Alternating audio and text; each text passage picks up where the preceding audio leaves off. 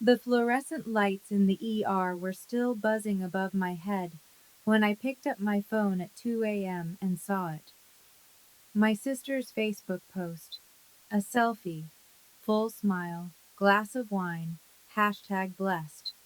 The caption read, "Finally a day without the drama queen." 47 likes. 3 laughing emojis from my mother's account. I was lying in a hospital bed with an IV in my arm because I'd collapsed mid-shift. The hospital called my parents. They never came. But it turns out that post was the least of what my family was doing behind my back. Because while I was working doubles to keep a roof over their heads, my own father had stolen my identity, and my 7-year-old daughters, to feed a debt I didn't know existed. And they were 2 weeks away from having me declared legally incompetent to take everything I owned. What I did next started with one phone call, and by the end of the month, they were the ones without a home. Before I go on, please take a moment to like and subscribe, but only if you genuinely connect with this story. And if you want, drop your location and your local time in the comments. I love knowing where you're listening from. My name is Donna. I'm 33. I'm a night shift nurse and a single mom to a 7-year-old named Lily.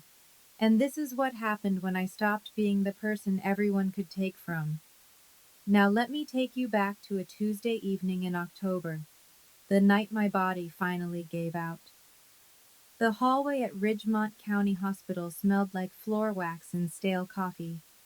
I was 14 hours into a shift that was only supposed to be 10. Carla, the other night nurse, had called out with the flu. So I stayed. I always stayed. My hands had started shaking around hour 11. Not the kind of shaking you notice.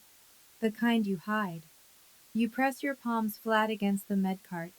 You grip the pen a little harder. You breathe through the tremor and chart one more patient. By hour 13, the fluorescent lights had a halo around them. My vision swam at the edges. I told myself it was just the lighting.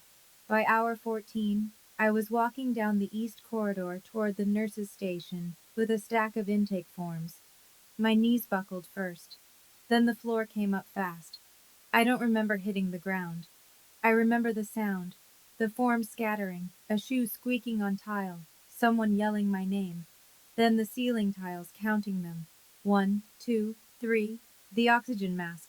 Severe dehydration, chronic fatigue collapse.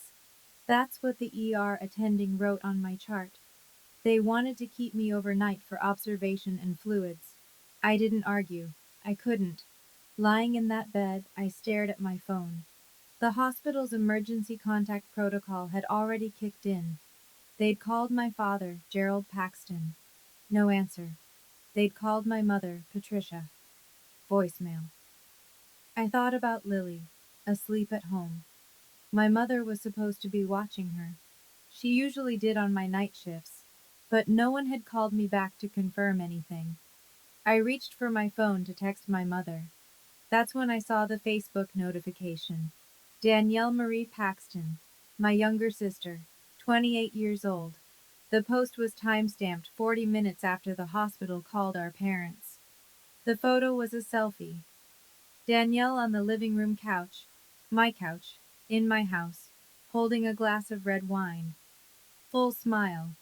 No filter needed when you're that pleased with yourself. The caption read, "Finally, a day without the drama queen." 47 likes. I scrolled through them. Names I recognized. Karen from the church prayer group. Mike, who ran the hardware store. Janine, my mother's walking partner. People from Ridgemont. People who knew me. One comment stood out. Brenda Hollister, who lived 2 streets over. Is she being dramatic again? Danielle's reply. You have no idea. I kept scrolling. 3 laughing face reactions at the top. I tapped to see who. The third one was my mother, Patricia Paxton, a laughing emoji, while her oldest daughter was lying in a hospital bed alone. I set the phone face down on the thin hospital blanket. I didn't cry. I looked at the ceiling tiles again. This wasn't new. That's the part that sat heaviest. Every time I got sick, every time I asked for help, every time my body showed any sign of breaking under the weight I carried, the word was always the same: dramatic. The first time I collapsed 2 years ago, my father didn't even come upstairs.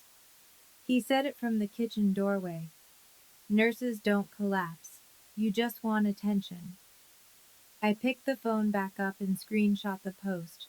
I don't know why. Instinct, maybe. Or maybe some part of me already knew I'd need it. But that Facebook post? That was just the wound I could see. The real damage was in places I hadn't thought to look yet.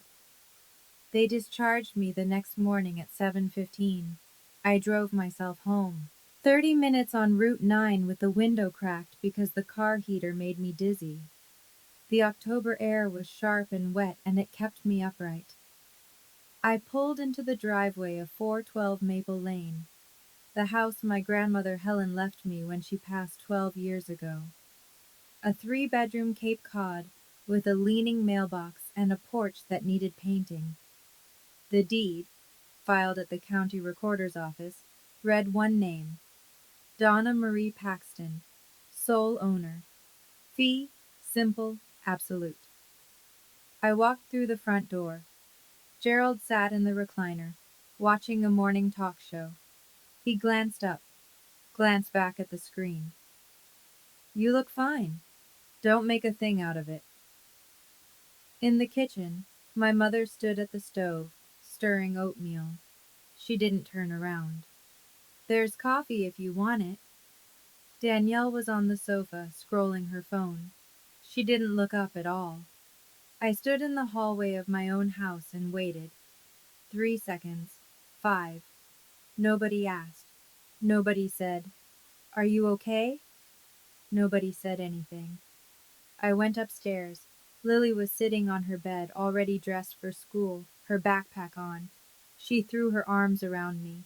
"Mama, Grandpa said you were just tired." "I'm okay, baby," I said. "Let me change and I'll take you." I held her for a long time. Then I set her down and looked around the room. Her small room in the house my grandmother gave me. The house where my family lived rent-free because I believed that's what family meant. Standing in that hallway, I felt like a guest in my own home.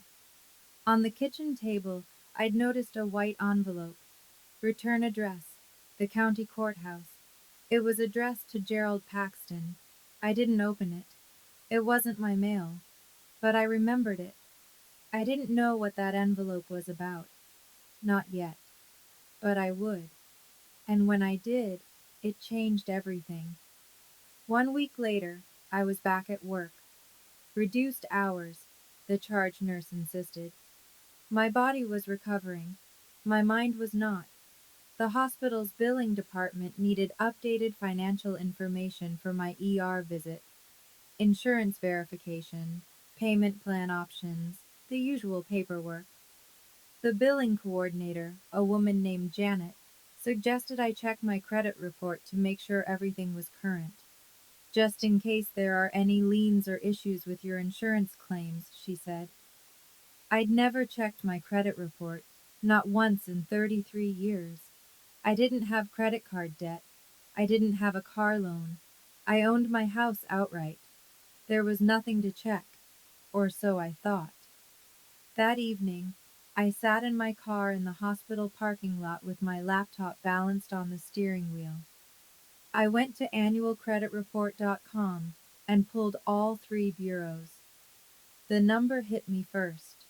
Credit score 520. That couldn't be right. I had no debt.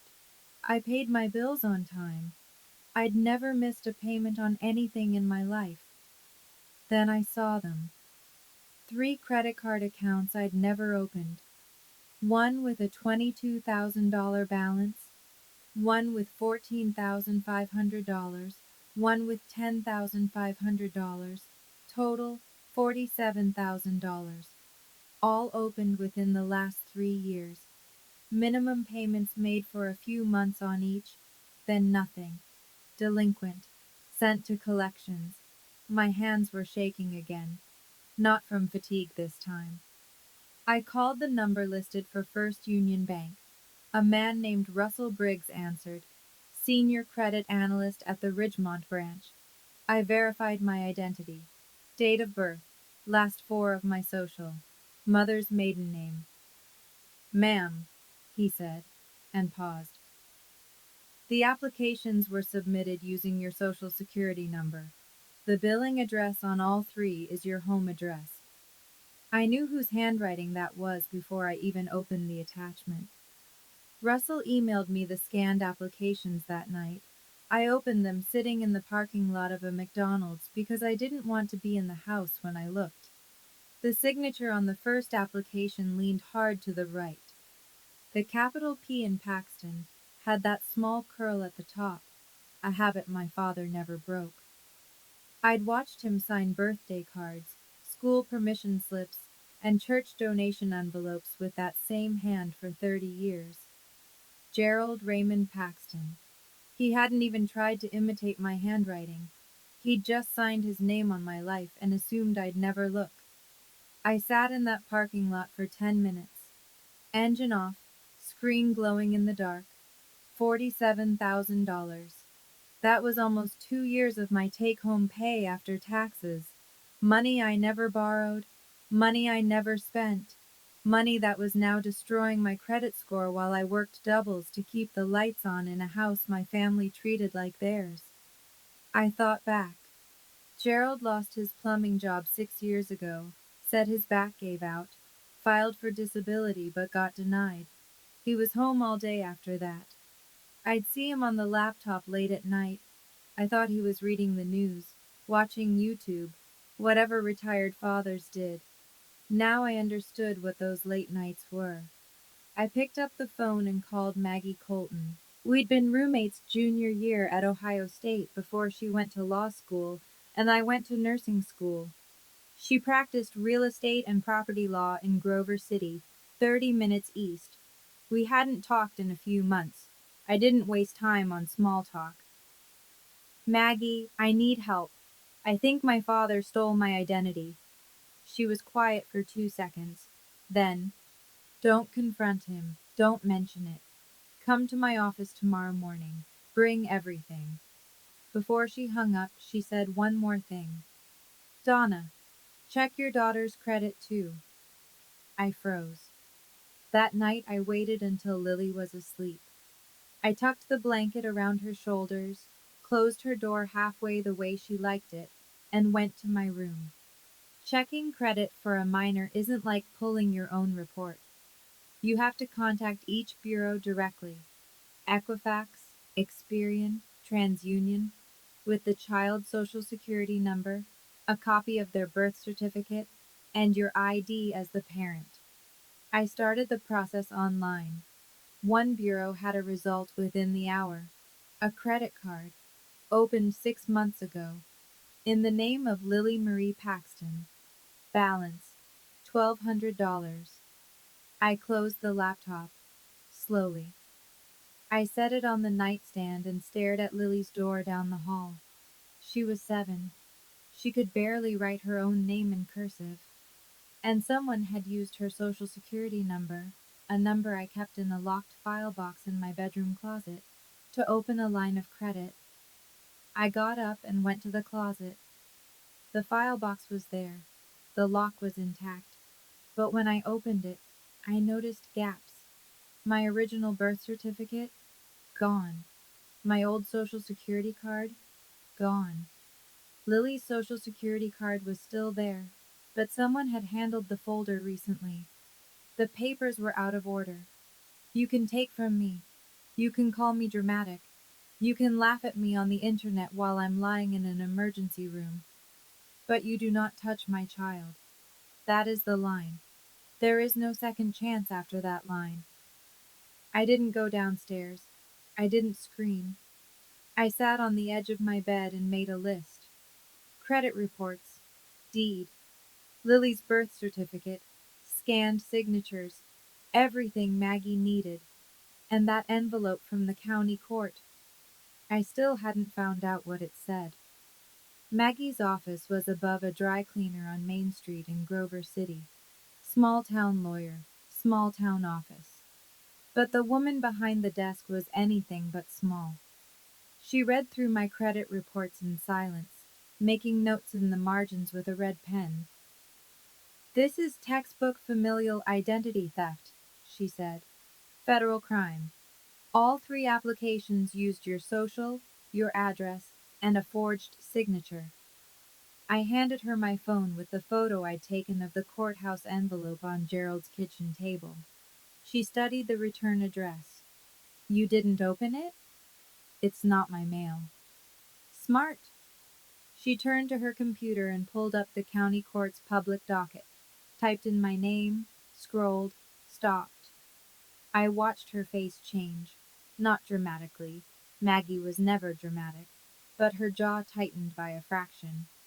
"Donna." She turned the screen toward me. "Your father filed a petition for guardianship over you 2 weeks ago." I read the screen. "Petition for guardianship of Donna Marie Paxton, filed by Gerald R. Paxton." The stated reason: respondent has a documented history of medical episodes consistent with diminished mental capacity. Under the section for supporting witnesses, one name, Danielle Paxton. The petition was filed 3 days after my last hospitalization. 3 days. They'd been waiting for me to collapse so they'd have fresh paperwork. "If this goes through," Maggie said quietly, "your father becomes your legal guardian. He controls your finances. He can sell the house." My house. The house my grandmother left to me. The house where Gerald Paxton had lived rent-free for 12 years while stealing my identity and gambling away $47,000 under my name. My own sister signed a sworn statement saying I was mentally unfit. The same sister who posted a selfie while I was in the ER. Maggie told me not to confront him. But that evening, standing in the kitchen of my own house, I needed to see his face when I asked. Not to expose him, just to know. Gerald was pouring coffee, his back to me. The TV murmured from the living room. "Dad, have you ever used my social security number for anything?" He didn't turn around. "What kind of question is that?" "A straightforward one." He set the pot down, still facing the counter. "No. Why would I?" "I checked my credit today." 5 seconds of silence. He picked up his mug, took a sip, turned around slowly. His face was flat, practiced. "Credit reports have errors all the time. Don't get worked up. 3 cards, $47,000. His eyes flickered, just for a half second, then steadied. "I don't know what you're talking about, and I don't appreciate the accusation." My mother appeared in the doorway. She must have been listening from the hall. "What's going on?" Gerald cut in before I could answer. "She's starting again." Patricia looked at me with that particular expression, the one she wore when she wanted me to feel like the problem. "Please don't do this tonight. We just had dinner." I looked at my mother.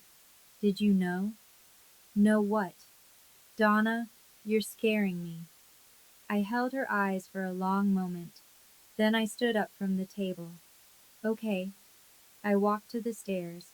I was 4 steps up when I heard it. Gerald's voice, low, almost a hiss, directed at Patricia. "She's digging. We need to move faster." He didn't know I could hear, and he didn't know I already knew what they were moving toward. The next morning I was packing Lily's lunch, turkey sandwich, apple slices, juice box, when my phone rang. "Danielle." I answered. "Hey." Her voice was soft, concerned. The performance had already started. "I heard you were upset about some credit stuff. Dad told me." "Did he?" "Look, Everyone's worried about you. After the hospital thing, maybe you should take a break. Like, really talk to someone. You mean a therapist. To prove I'm unstable. A pause. She recovered quickly. I mean someone who can help. Danny, did you sign a document at the county courthouse 2 weeks ago? The pause this time was longer. I could hear her breathing shift. I. That was just in case. Dad said it was to protect you. Protect me from what? From yourself, Donna. You collapsed at work, twice in 3 years. You can't keep going like this. I closed Lily's lunchbox. Click. I collapsed because I work 70 hours a week to keep a roof over all four of you, in my house. It's the family's house. Read the deed, Danny. She hung up. Lily came downstairs with her backpack. Who was on the phone, Mama? Aunt Danny. Is she coming over? No, baby. Let's get you to school. I drove Lily to Ridgemont Elementary and watched her walk through the doors. Then I sat in the car for a minute, gripping the steering wheel. 10 minutes later, Gerald called. I let it ring through to voicemail. His voice was tight, controlled, the way it got when he was cornered. You need to stop this nonsense, girl. I'm your father. Everything I've done is for this family. If you push this, you won't have a family left. And I already told Pastor Avery we're having a family meeting Sunday to sort this out, together, the way families do. I saved the voicemail. I was going to need it. 2 days later, I was back in Maggie's office. She had the deed spread out on her desk beside a property title search she'd run overnight. Donna Marie Paxton, sole owner, fee simple absolute, she read aloud. No co-owners, no liens, except the fraudulent credit accounts, which we'll have removed once the identity theft report processes. No mortgage, clean title. So I can sell it. You can sell it today if you want. You don't need anyone's permission. They've lived there 12 years. Can they claim anything? Maggie leaned back. Did they ever pay rent? No. Is there a lease, written or verbal agreement? No. They're my parents. I just let them stay. Then legally, they're licensees. You can revoke that license with 30 days written notice. Ohio law doesn't require more than that for non-tenants without a lease. I sat with that for a moment. 12 years of open doors, and legally, they had less right to that house than a month-to-month renter. Maggie gave me the name of a realtor in Grover City, not Ridgemont, where gossip traveled faster than the mail. I met her the following afternoon. Her name was Lynn Draper. She walked through 412 Maple Lane while my family was out. Gerald at his Tuesday card game, Patricia at the church, Danielle at work.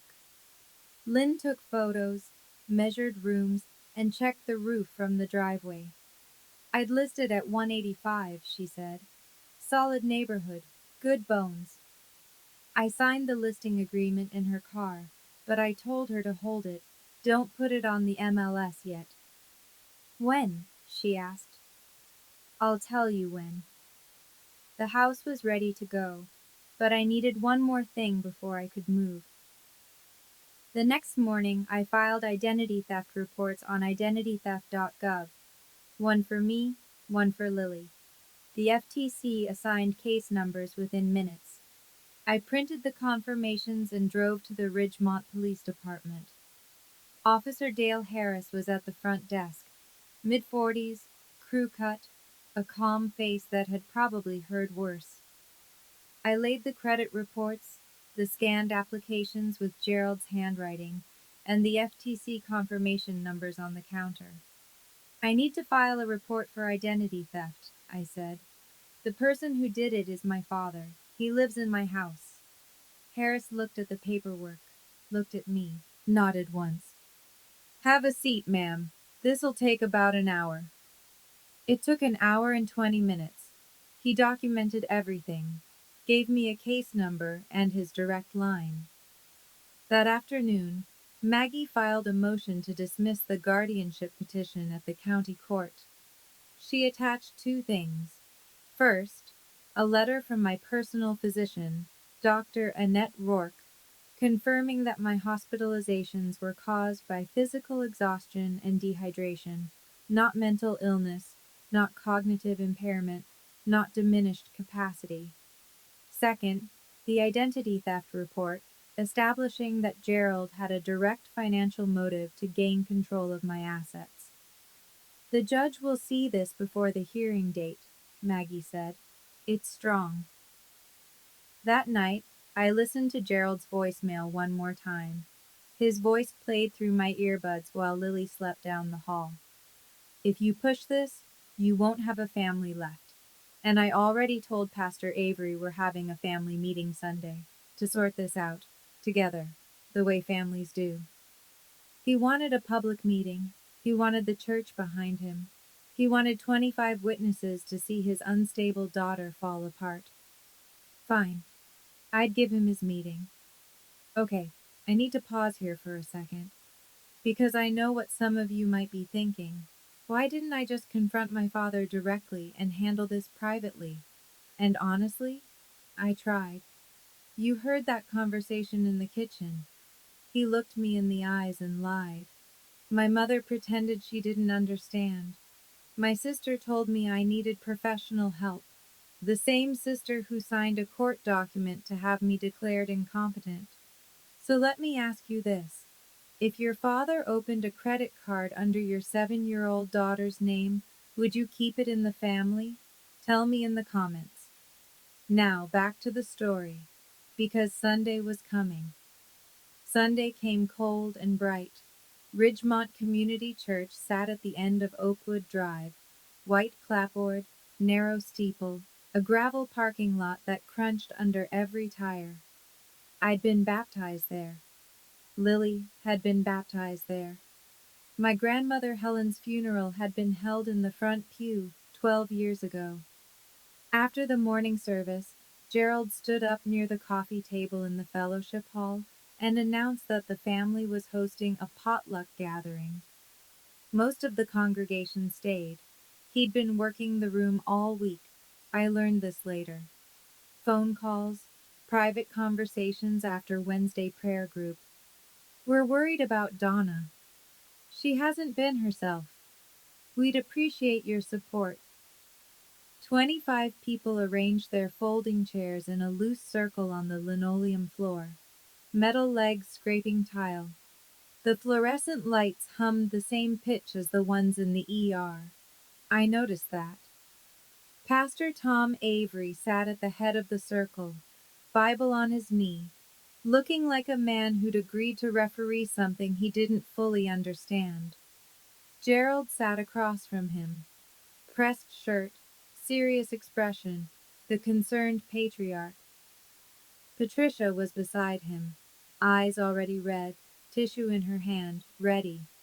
Danielle sat to their left, arms crossed, jaw tight.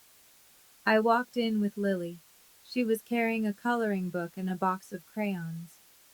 I found 2 chairs near the door and sat down.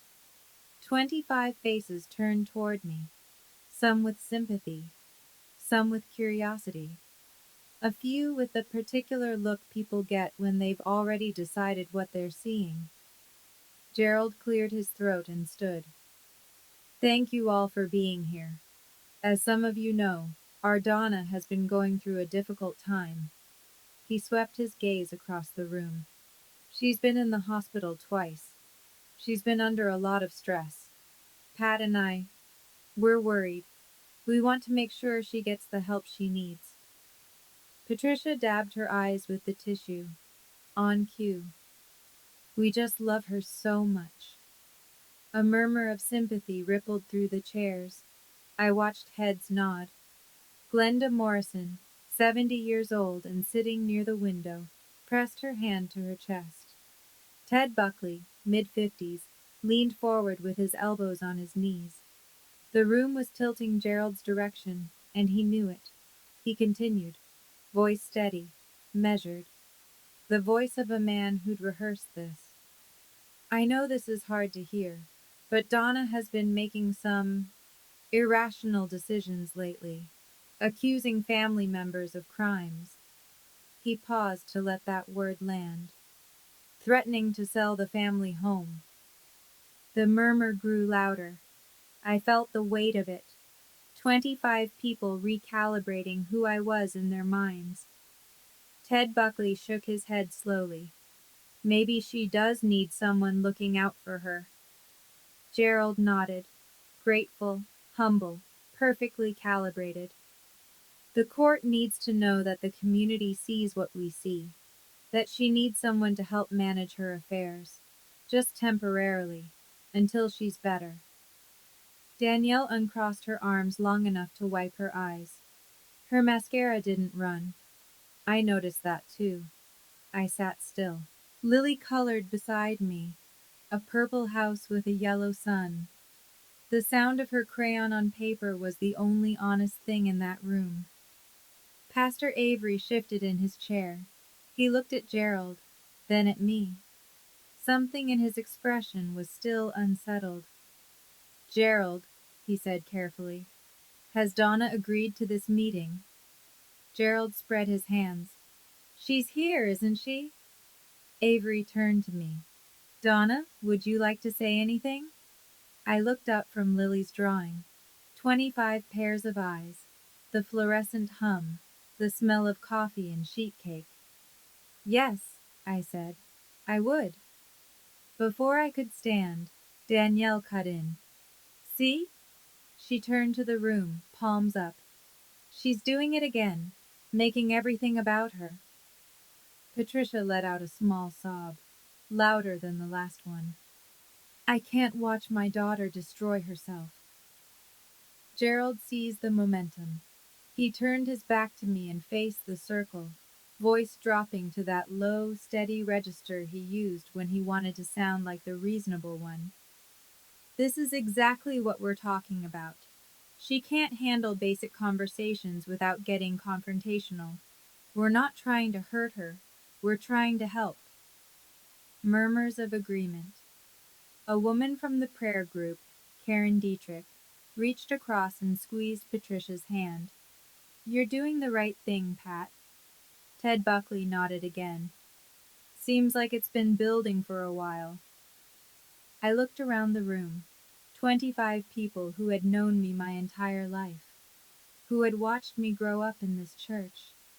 And they were looking at me the way you look at someone who's slipping, with pity and distance and relief that it's not them. Glenda Morrison caught my eye from the window. Her face was harder to read. She wasn't nodding. I looked down at Lily. She'd finished the purple house and was starting on flowers. Green stems, red petals, her tongue poking out in concentration. Every second I stayed quiet, it worked. Gerald's version became the truth by default. The concerned father, the unstable daughter, the family just trying to help. I'd spent 33 years being quiet, being manageable, being the one who absorbs and adjusts and makes no trouble. That was the version of me they'd built this trap around. I stood up. I didn't raise my voice. I've learned that the quietest person in the room is usually the one holding the truth. I reached into my bag and set a manila folder on the table in front of me. The room went still, not silent. You could hear the coffee maker gurgling in the corner, Lily's crayon on paper, the faint creak of a folding chair. But every voice stopped. I'm glad everyone is here, I said, because there are a few things this community should know. I opened the folder and pulled out the first document, held it up so the room could see the county seal. This house, the house my family lives in, is mine, sole owner. My grandmother Helen left it to me 12 years ago. This is the deed. I set it flat on the table. My name, only my name. Gerald's mouth opened. Nothing came out. My father, my mother, and my sister have lived in my house rent-free for 12 years. I never asked for a dollar. I pulled the next page. The credit report. All three bureaus highlighted in yellow where the fraudulent accounts appeared. 3 credit cards were opened in my name without my knowledge or consent. Total debt, $47,000. I set down the scanned applications beside the report. The signatures on these applications are my father's handwriting. A sound moved through the room. Not a gasp exactly, but the collective inhale of 25 people recalculating what they thought they knew. Gerald stood. That's a lie. The bank confirmed it, I said. I have a case number from the FTC and a police report on file with the Ridgemont Police Department. I reached into the folder one more time. And 6 months ago, someone opened a credit card in the name of my 7-year-old daughter. $1,200. Glenda Morrison's hand went to her mouth. Pastor Avery turned slowly and looked at Gerald. The room had shifted. I could feel it, like the air pressure dropping before a storm. People who'd been leaning toward Gerald were sitting upright now. Karen Dietrich had pulled her hand away from Patricia's. I wasn't done. But that's not all my father has been doing. I kept my voice level. No tremor, no anger, just facts. 2 weeks after my last hospitalization, he filed a petition at the county courthouse to have me declared legally incompetent. I set the printed copy of the docket entry on the table. Public record. Maggie had obtained it from the court clerk. If this petition went through, my father would become my legal guardian. He would control my finances. I looked directly at Gerald. He could sell my house, the house he doesn't own, to pay debts he took out in my name. Gerald's face had gone from red to gray. He gripped the back of his chair. You're twisting everything. I was trying to protect you. You were trying to protect yourself. Patricia stood halfway up, tissue pressed to her face. Donna, please, not here. You chose here, Mom. Dad invited 25 people, so let them here. I turned to Danielle. She hadn't moved. Her arms were crossed so tightly her knuckles were white. And my sister signed this petition as a witness, stating under oath that I was mentally unfit. I held the page up so the room could see her signature. Tell them, Danny. Tell them how much Dad promised you from the sale. Danielle's mouth worked, but no sound came out. She looked at Gerald. He didn't look back. She looked at the floor. To my right, a chair scraped against linoleum. Ted Buckley, the man who'd said I needed someone looking out for me 5 minutes ago, picked up his folding chair, moved it 3 rows back, and sat down without a word. The silence that followed was the loudest sound I'd ever heard in that room. Pastor Tom Avery rose from his chair. He was a tall man, lean, with reading glasses he kept pushing up the bridge of his nose. He'd led this congregation for 19 years. He'd married couples and buried their parents and sat with families through every kind of grief. People trusted him. Gerald had counted on that. Gerald? Avery's voice was calm, but it carried the full weight of the room. I agreed to be here today because you told me Donna was in crisis. You told me she was a danger to herself. Gerald started. She is. I'm looking at a woman who brought documentation, Avery continued, as if Gerald hadn't spoken, who spoke calmly, who has not raised her voice once. He turned to face Gerald fully. And I'm looking at a father who stole his daughter's identity and his granddaughter's. He addressed the room. I think we all owe Donna an apology for being here under false pretenses. Glenda Morrison spoke next. Her voice was thick. Gerald Paxton, I've known you 30 years. Shame on you. Karen Dietrich pulled her chair 6 inches away from Patricia. She didn't say anything. She didn't need to. Patricia was crying now, not the rehearsed kind, the real kind, the kind that comes when the audience you spent your whole life performing for finally sees backstage. Gerald's voice cracked for the first time. You don't understand. I was going to pay it back. I had a plan. Your plan was to sell my house, I said. He had nothing left. He stood there, 61 years old, in his pressed Sunday shirt, in a church where everyone had called him by his first name for 3 decades, and he had nothing. But I wasn't done, because there was one more thing I hadn't told them yet. One more thing. I reached into my bag. As of this morning, my house is listed for sale. The room rustled. Someone in the back whispered something I couldn't catch. Gerald's head snapped up. You can't do that. We live there. You live in my house, without a lease, without paying rent. I pulled 3 white envelopes from the folder and set them on the table, one in front of Gerald, one in front of Patricia, one in front of Danielle's empty chair. She'd gone rigid but hadn't left. My attorney has prepared 30-day written notice for all 3 of you. That's more than the law requires. Gerald stared at the envelope like it might detonate. Where are we supposed to go? I let that question sit in the air for a moment. I wanted every person in that room to hear it. That's the first time in 12 years you've had to answer that question. I've been answering it for you my entire adult life. Patricia clutched Gerald's arm. Donna, you can't throw your parents out on the street. I'm not throwing you out. I'm giving you 30 days' notice, in writing. I kept my voice steady, which is more courtesy than you gave me when you tried to have me declared incompetent. Danielle stood up, grabbed her purse.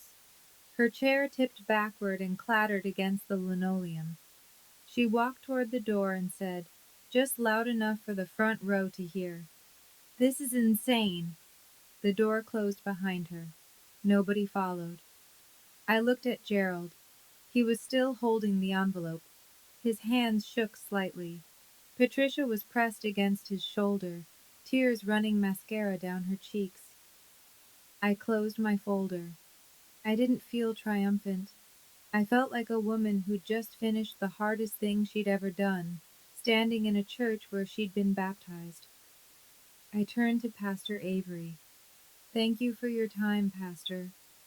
He met my eyes. There was no pity in his face, just respect, and something that looked like sorrow for what had brought us here. Donna, if you or Lily need anything, this church is here for you. I nodded. I looked down at Lily. She'd finished her coloring page. A purple house, yellow sun, green flowers. She held it up to show me, oblivious to everything that had just happened above her head. Ready, baby? Can I bring the crayons? You can bring the crayons. I took her hand and walked toward the door. Glenda Morrison was standing near the exit. She reached out and took my free hand in both of hers. Her fingers were thin and warm. Your grandmother Helen would be proud of you, sweetheart. My throat tightened. That was the first time all day. Thank you, Mrs. Morrison. Outside, the October sun was low and gold. The gravel crunched under our shoes. Lily skipped ahead toward the car, coloring book tucked under her arm. Mama, why was Grandpa upset? I unlocked the car and opened her door. Because things are going to be different now, baby, but different can be good. She considered this with the seriousness only a 7-year-old can manage. Then she climbed in and buckled herself. I sat in the driver's seat, started the engine, pulled out of the parking lot. I didn't feel victorious. I felt tired, but it was a different kind of tired. The kind that comes after you finally set down something you've been carrying too long. My phone buzzed. A text from an unknown number. Donna, this is Ted Buckley. I owe you an apology. I had no idea. If you need a reference for anything, work, housing, you call me. I put the phone down and drove. I want to pause again for just a moment, because I know this part of the story hits differently depending on where you're sitting. If you've ever had to hand an eviction notice to your own parent, or even just imagined what that would feel like, you know the weight of it. I didn't enjoy it. I didn't plan some dramatic speech. I just stopped absorbing what was never mine to carry. Here's what I want to know from you. Do you think 30 days was too generous for people who tried to have me declared incompetent? Or should I have given them more time? Tell me in the comments. Okay, let me tell you what happened after that Sunday. The week after the church meeting, things moved fast, but through channels, not chaos. Maggie called on Thursday. The judge had reviewed her motion to dismiss the guardianship petition. He'd seen the identity theft report, the FTC case numbers, Dr. Rourke's medical letter confirming my full cognitive and legal capacity, and the documented financial motive Gerald had for seeking control of my assets. The petition was dismissed without a hearing. The judge added a note to the file. Petitioner appears to have a significant conflict of interest. That same week, Officer Harris at the Ridgemont PD called to confirm the investigation was active. Gerald had been summoned for a formal interview at the station. He hired an attorney, the same cut-rate lawyer from the next county who'd helped him file the guardianship papers. That attorney, after reviewing the evidence Maggie had compiled, withdrew from the case within 48 hours. The fraudulent credit accounts under my name were frozen by all three bureaus. The dispute process would take 2 to 3 months, but Russell Briggs at First Union confirmed I would not be held liable for the $47,000. The account opened under Lily's name was closed immediately. Her credit file was wiped clean. Gerald called me on a Wednesday evening. His voice was different, stripped of the authority, the posture, the practiced calm. He sounded like a man standing at the edge of something he couldn't talk his way out of. Donna, please. I'm going to jail. I'm your father. I was standing in the kitchen, washing Lily's dinner plate. I held the phone against my ear and watched the soap bubbles slide off the ceramic. You should have thought about that before you stole from your granddaughter. I hung up. I finished the dishes. I dried my hands, and I felt nothing that needed forgiving. The social fallout in a small town doesn't arrive all at once. It seeps, like water finding cracks in a foundation. Patricia tried to attend Wednesday prayer group the following week. Glenda Morrison told me about it later, gently, like she was reporting the weather. Your mother came in and sat down.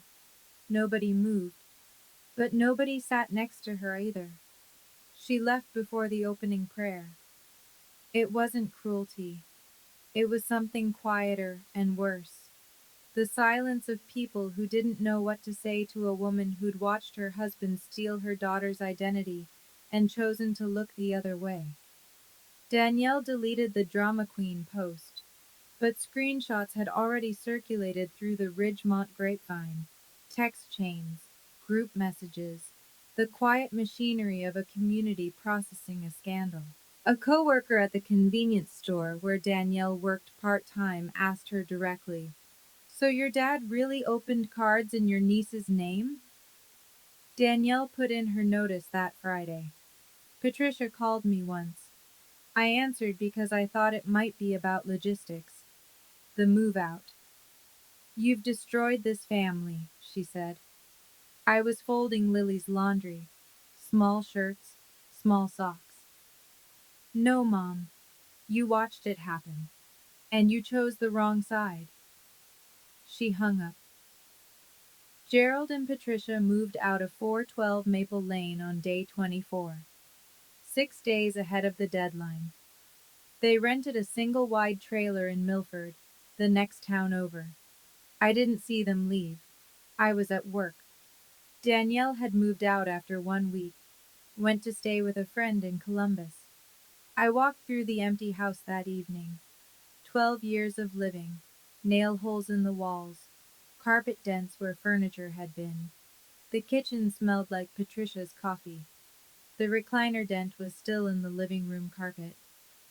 I didn't feel happy. I felt lighter. There's a difference. The house sold in 6 weeks. A young couple from Dayton, first time buyers, excited about the porch in the backyard. They offered 178 and I accepted. After closing costs, realtor commission, and Maggie's legal fees, I walked away with just under $150,000. Not a fortune, but more than I'd ever had in one place. I used it carefully. First, paid off my hospital bills in full. Second, put down a deposit on a 2-bedroom apartment in Grover City, close to Maggie's office, close to a good elementary school for Lily, 30 minutes from Ridgemont, but far enough that the air felt different. Third, opened a 529 education savings account in Lily's name, real this time, in her name, for her future, with only my signature on it. Lily started at the new school on a Monday. She wore her purple backpack and held my hand across the parking lot. That afternoon, she came home and looked around the apartment. Small kitchen, narrow hall, her bedroom barely big enough for the bed, and a bookshelf. This apartment is smaller, Mama.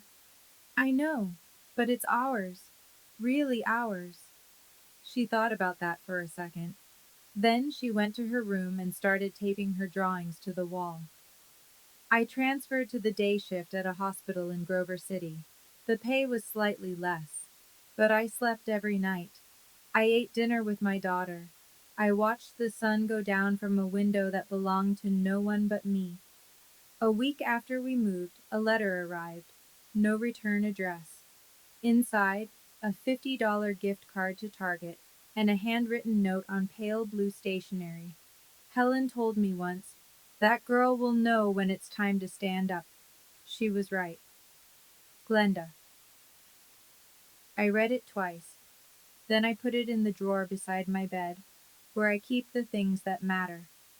3 months later, the world looked different from the inside out. Gerald accepted a plea deal. The district attorney charged him with 1 count of identity theft, a felony under Ohio law, given the amount and the fact that one victim was a minor.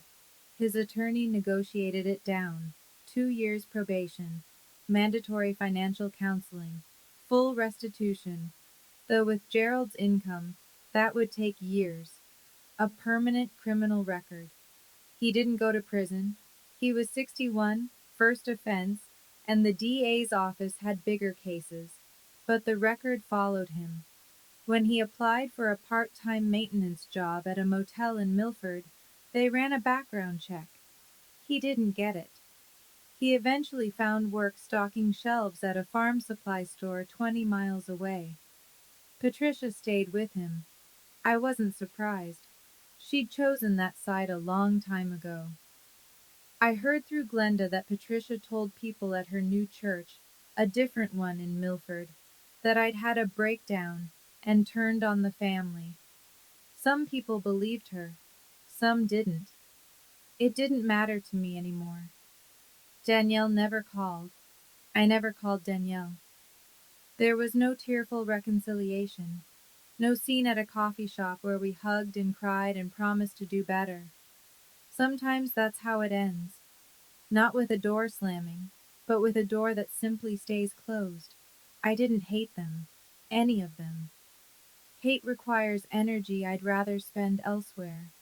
On Lily's homework, on my patients, on the small garden I started on the apartment balcony. Cherry tomatoes and basil. Lily watered them every morning before school. I don't carry them anymore. That's the truest thing I can say. I set them down, and my arms remember what it feels like to be empty and free. I want to tell you what I learned. not as advice, just as what happened to me. I learned that the people who call you dramatic are usually the ones doing the most damage. Because if they can make you doubt your own reaction, they never have to answer for their actions. Every time I got sick, every time I was tired, every time I asked a question, dramatic. It's a word designed to make you smaller, and I spent years letting it work. I learned that owning something on paper means nothing if you don't protect it. I owned that house for 12 years and never once acted like it was mine. I let people live in it rent free, let them rearrange the furniture, let them call it the family house, until I almost believed it too. Generosity without boundaries isn't generosity. It's an open door with no lock. I learned that checking your credit report and your child's is not paranoid. It's not dramatic. It's parenting. If I had looked 3 years earlier, I would have caught the first card. If I had looked 6 months earlier, Lily's name would never have been touched. I check it every quarter now. It takes 10 minutes. And I learned that family is not a word that gives anyone the right to steal from you, lie about you, or try to take your freedom. Blood is not a contract. Love is not a lease. And the people who use the word family to keep you quiet are usually the ones with the most to hide. Setting a boundary is not revenge. It's the first step toward peace. Lily asked me last week if she'd ever see Grandpa again. I told her the truth. I don't know, baby, but I know you're safe. She nodded, picked up her crayon, and went back to drawing. That was enough. It's a Tuesday evening. The apartment is quiet. Lily sits at the kitchen table, bent over a sheet of white paper with her crayons spread around her like a tiny artist's studio. I'm at the sink, washing the last of the dinner plates. The window above the faucet looks out over the parking lot, and beyond it, a row of maple trees just starting to turn. Mama, look. I dry my hands and walk over. She holds up the drawing. Two people standing in front of a small house. The taller one has brown hair and is smiling. The shorter one is holding the taller one's hand. There are flowers in the yard, red and purple, and a yellow sun in the corner with rays that extend to the edges of the page. That's us, Mama. It is. She goes back to adding details. A cat, apparently. We don't have a cat, but in Lily's world we do, and that's fine. I go back to the sink. The water runs warm over my hands. My grandmother Helen used to say something. She'd say it while she was hanging laundry or shelling peas or doing the 100 small things that held a house together. She'd say, "A house is just walls, Donna. Home is who you protect inside them." I spent 12 years protecting the wrong people inside the wrong walls. I made excuses for people who wouldn't make room for me. I called it love. I called it duty. I called it family. Now I have 2 rooms, a daughter who draws pictures of us, and a door I lock every night. Not because I'm afraid, but because for the first time, what's inside is truly mine. My father asked, in that church fellowship hall, in front of 25 people, "Who's dramatic now?" I didn't answer him then, but I'll answer now. No one. Because I don't live in his story anymore. I live in mine. Thank you for staying with me through all of it. If this story meant something to you, if it reminded you that you have the right to protect yourself and the people who depend on you, I'd appreciate it if you hit that like button. And if you're not subscribed yet, I'd love to have you here. I read every comment and I want to hear from you. Has anyone in your family ever crossed a line you thought they never would? What did you do? Or what do you wish you'd done? There's another story waiting for you in the description. I think you'll understand exactly why I chose it. Take care of yourselves and take care of your boundaries.